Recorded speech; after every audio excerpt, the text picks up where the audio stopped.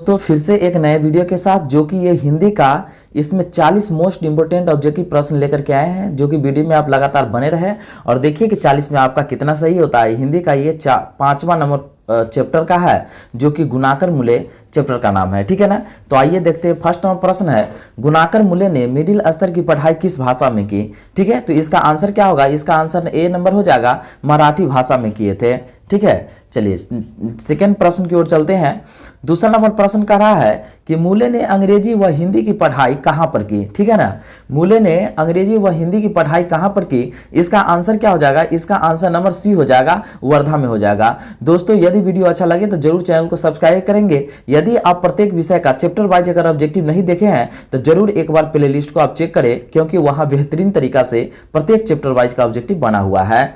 चलिए तीसरा नंबर प्रश्न कर रहा है, नेपाली भाषा किस लिपि में लिखी जाती है, ठीक है ना। नेपाली भाषा किस लिपि में लिखी जाती है, तो इसका आंसर क्या हो जाएगा, डी नंबर हो जाएगा, देवनागरी लिपि में लिखी जाती है। चलिए नेक्स्ट प्रश्न की ओर चलते हैं। नेक्स्ट प्रश्न कर रहा है कि क अक्षर का संबंध वर्तमान में किस भाषा से है, ठीक है। तो इसका आंसर क्या होगा, इसका आंसर नंबर जो है वो बी नंबर हो जाएगा, मराठी भाषा से इसका संबंध है, ठीक है। चलिए नेक्स्ट प्रश्न की ओर चलते हैं, जो कि 5वां नंबर प्रश्न देखिए कह रहा है कि बंगला लिपि प्राचीन नगरी लिपि की है, ठीक है ना। बंगला लिपि प्राचीन नगरी लिपि की क्या है, तो इसका आंसर बी नंबर हो जाएगा, बहन इसका आंसर हो जाएगा, ठीक है। चलिए नेक्स्ट प्रश्न की ओर चलते हैं, जो कि 6 नंबर प्रश्न है। 6 नंबर प्रश्न करा है, केरल के शासकों के द्वारा सिक्कों पर वीर केरलस्य शब्द किस लिपि में लिखी गई है, ठीक है।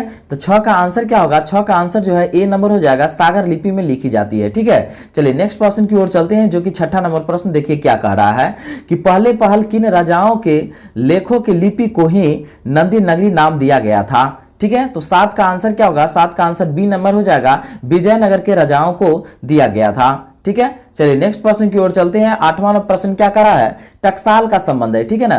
टकसाल का संबंध किससे है, तो इसका आंसर नंबर ए हो जाएगा, सिक्कों से है। चलिए नेक्स्ट प्रश्न की ओर चलते हैं, जो कि 9 नंबर प्रश्न है, और देखिए 9 नंबर प्रश्न क्या कह रहा है। 9 नंबर प्रश्न कह रहा है, श्रवण बेलगोला का स्थान का संबंध है, ठीक है ना, किससे है। तो 9 का आंसर ए नंबर हो जाएगा, जैन धर्म से है, किससे है, तो जैन धर्म से है। चलिए नेक्स्ट प्रश्न की ओर चलते हैं। 10वां नंबर प्रश्न क्या कर रहा है कि शासक ने अपना सिक्कों पर राम सीता की आकृति और नागरी लिपि में राम सीए शब्द अंकित करवाए थे, ठीक है। 10 का आंसर क्या होगा, 10 का आंसर नंबर सी हो जाएगा, इसका आंसर अकबर हो जाएगा। चलिए नेक्स्ट प्रश्न की ओर चलते हैं। 11 नंबर प्रश्न देखिए क्या कर रहा है कि नागरी लिपि शीर्षक निबंध के निबंधकार है, ठीक है ना। तो इसका आंसर क्या होगा, 11 का आंसर ए नंबर हो जाएगा, गुणाकर मूल्य इसका आंसर हो जाएगा, ठीक है। चलिए नेक्स्ट प्रश्न की ओर चलते हैं। 12 नंबर प्रश्न देखिए क्या कह रहा है। 12 नंबर प्रश्न कर रहा है, नागरी लिपि शीर्षक पाठ किस पुस्तक से लिया गया है, ठीक है ना, किस पुस्तक से लिया गया है।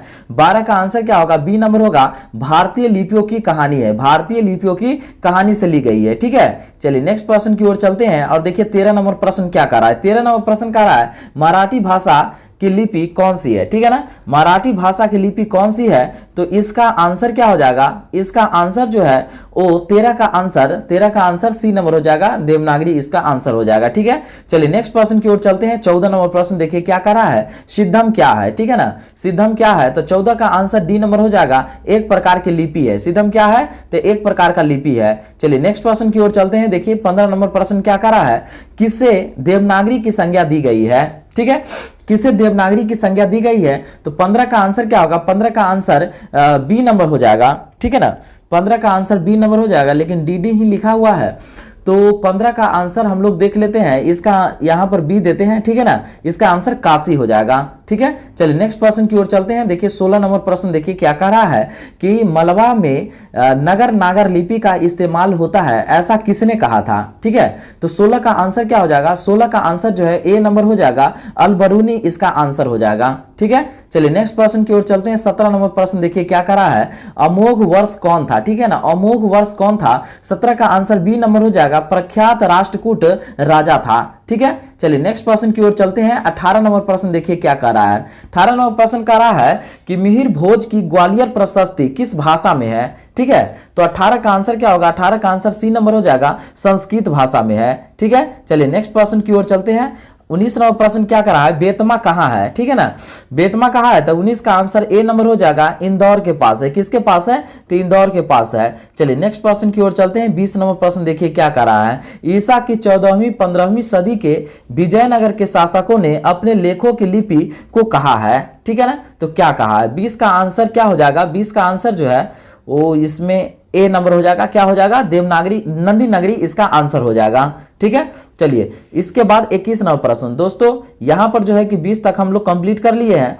अब मात्र हमारे साथ 4 से 5 मिनट आप रुकिए, जो कि अगला 20 को प्रश्न कंप्लीट करने में। 21वां प्रश्न का रहा है, हिंदी लिखी जाती है, ठीक है ना, हिंदी लिखी जाती है, तो इस हिंदी जो है देवनागरी लिपि में लिखी जाती है, इसका आंसर नंबर ए हो जाएगा, ठीक है। चलिए नेक्स्ट प्रश्न की ओर चलते हैं। 22 नंबर प्रश्न देखिए क्या कह रहा है, विजयनगर के राजाओं के लेखों की लिपि को क्या नाम दिया गया, ठीक है ना, या अथवा में अगर विजयनगर के शासकों के लेख किस लिपि में है, ठीक है, तो 22 का आंसर क्या हो जाएगा, 22 का आंसर जो है वो आपको हो जाएगा सी नंबर, ठीक है, नंदी नगरी लिपि इसका आंसर हो जाएगा।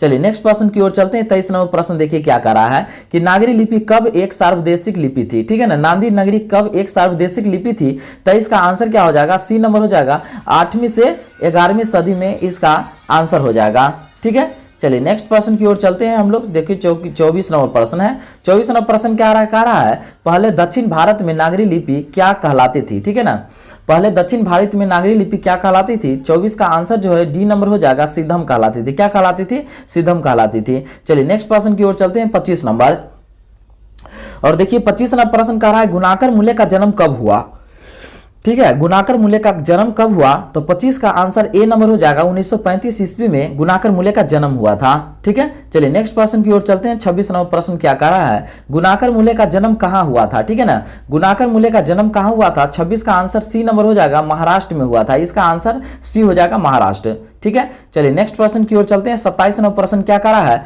परमार शासक भोज कहां के रहने वाले थे, ठीक है ना, परमार शासक भोज कहां के रहने वाले थे। 27 का आंसर ए नंबर हो जाएगा, धारी नगरी के रहने वाले थे, ठीक है। चलिए नेक्स्ट प्रश्न की ओर चलते हैं, जो कि 28 नंबर प्रश्न क्या कह रहा है, गुप्तों की राजधानी को क्या कहा जाता होगा, ठीक है ना, गुप्तों की राजधानी को क्या कहा जाता होगा। 28 का आंसर डी नंबर हो जाएगा, देवनगर कहा जाता होगा, ठीक है। चलिए नेक्स्ट प्रश्न की ओर चलते हैं, जो कि 29 नंबर प्रश्न देखिए क्या कह रहा है, गुणाकर मूल्य ने विभिन्न विषयों पर कितने निबंध लिखे हैं, ठीक है, गुणाकर मूल्य ने विभिन्न विषयों पर कितने निबंध लिखे हैं। 29 का आंसर क्या हो जाएगा, 29 का आंसर बी नंबर हो जाएगा, 2500 से अधिक निबंध लिखे, कितना, 2500 से अधिक निबंध लिखे हैं। चलिए नेक्स्ट प्रश्न की ओर चलते हैं, जो कि 30 नंबर प्रश्न देखिए क्या कह रहा है, भारतीय लिपियों की कहानी किसकी प्रसिद्ध रचना है, भारतीय लिपियों की कहानी किसकी प्रसिद्ध रचना है। 30 का आंसर क्या हो जाएगा, ए नंबर हो जाएगा, गुणाकर मूल्य इसका आंसर हो जाएगा, ठीक है ना, इसका आंसर क्या हो जाएगा, इसका आंसर गुणाकर मूल्य हो जाएगा। चलिए नेक्स्ट प्रश्न की ओर चलते हैं, जो कि 31 नंबर प्रश्न, ठीक है ना, 31 नंबर प्रश्न का रहा है, इस्लामी शासक का आरंभ काल क्या था, ठीक है ना, इस्लामी शासक का आरंभ काल है, तो इसका आंसर जो है, इसका आंसर ए नंबर हो जाएगा, क्या हो जाएगा, इसका आंसर ए नंबर हो जाएगा, 12वीं सदी से इसका आंसर हो जाएगा, ठीक है। चलिए नेक्स्ट प्रश्न की ओर चलते हैं, जो कि 32 नंबर प्रश्न, और देखिए 32 नंबर प्रश्न कर रहा है, गुणाकर मूल्य की मृत्यु कब हुई, तो इसका आंसर डी नंबर हो जाएगा, 2009 ईस्वी में गुणाकर मूल्य का मृत्यु हो गया था, ठीक है। चलिए नेक्स्ट प्रश्न की ओर चलते हैं। 33 नंबर प्रश्न देखिए क्या कर रहा है, नागरी लिपि के आरंभिक लेख हमें कहां से मिलते हैं, तो 33 का आंसर क्या होगा, 33 का आंसर सी नंबर हो जाएगा, दक्षिण भारत से हमें नागरी लिपि के आरंभ लेख मिलते हैं। चलिए नेक्स्ट प्रश्न की ओर चलते हैं। 34 नंबर प्रश्न देखिए क्या कर रहा है, बेतमा दान पत्र किस समय का है, ठीक है ना, बेतमा दान पत्र किस समय का है। 34 का आंसर क्या हो जाएगा, ए नंबर हो जाएगा, 1020 मतलब 220 ईस्वी के समय का है। चलिए नेक्स्ट प्रश्न की ओर चलते हैं। 35 नंबर प्रश्न देखिए क्या कर रहा है, 35 नंबर प्रश्न कर रहा है, उत्तर भारत से नागरी लिपि के लेख कब से मिलने लगते हैं, तो इसका आंसर क्या होगा, 35 का आंसर ए नंबर हो जाएगा, 8वीं सदी से मिलने लगता है, कब से, तो 8वीं सदी से मिलने लगता है। चलिए नेक्स्ट प्रश्न की ओर चलते हैं। 36 नंबर प्रश्न देखिए क्या कर रहा है, 36 नंबर प्रश्न कर रहा है, निबंध के लेखक है, ठीक है ना, निबंध के लेखक है, तो निबंध के लेखक कौन है, तो 36 का आंसर जो है ए नंबर हो जाएगा, गुणाकर मूल्य है, ठीक है। चलिए नेक्स्ट प्रश्न की ओर चलते हैं। नेक्स्ट प्रश्न हमारा है यहां पर वो 37 नंबर प्रश्न है, और 37 नंबर प्रश्न देखिए क्या कर रहा है, तमिल मलयालम तेलुगु कन्नड़ भाषाएं है, ठीक है ना, ये कौन सी भाषाएं हैं? तो 37 का आंसर डी नंबर हो जाएगा, दक्षिण भारत की भाषा है। किस भारत की है? तो दक्षिण भारत की भाषा है। चलिए नेक्स्ट प्रश्न की ओर चलते हैं, जो कि 38 नंबर प्रश्न है। 38 नंबर प्रश्न कर रहा है, रामायण की रचना किस भाषा में है? ठीक है ना, तो रामायण की रचना किस भाषा में है? तो 38 का आंसर जो है ए नंबर है, संस्कृत में है। किस में है? तो संस्कृत में। इसका आंसर संस्कृत हो गया। ठीक है ना। चलिए 39 नंबर प्रश्न की ओर चलते हैं। 39 नंबर प्रश्न क्या करा है? नागरी लिपि शीर्षक पाठ साहित्य की कौन सी विद्या है? ठीक है, तो 39 का आंसर क्या होगा? 39 का आंसर बी नंबर हो जाएगा, निबंध इसका आंसर हो जाएगा। क्या हो जाएगा? तो निबंध इसका आंसर हो जाएगा। चलिए नेक्स्ट प्रश्न की ओर चलते हैं, जो कि 40 नंबर प्रश्न देखिए क्या कह रहा है, दक्षिण भारत की नागरी लिपि क्या कहलाती है? ठीक है ना, दक्षिण भारत की नागरी लिपि क्या कहलाती है? 40 का आंसर क्या हो जाएगा? इसका आंसर सी नंबर हो जाएगा, नंदी नगरी कहलाती है। तो दोस्तों इस वीडियो के अंदर कितना 40 प्रश्न रहा, और 40 में आपको कम से कम अगर 35 सही होता है तो आप समझ सकते हैं कि आपका अच्छा खासा तैयारी चल रहा है। और वीडियो में जरूर कमेंट कर देंगे कि आपका कितना सही हो पाया, और इस वीडियो को जरूर शेयर करेंगे अपने मित्रों के पास। धन्यवाद दोस्तों।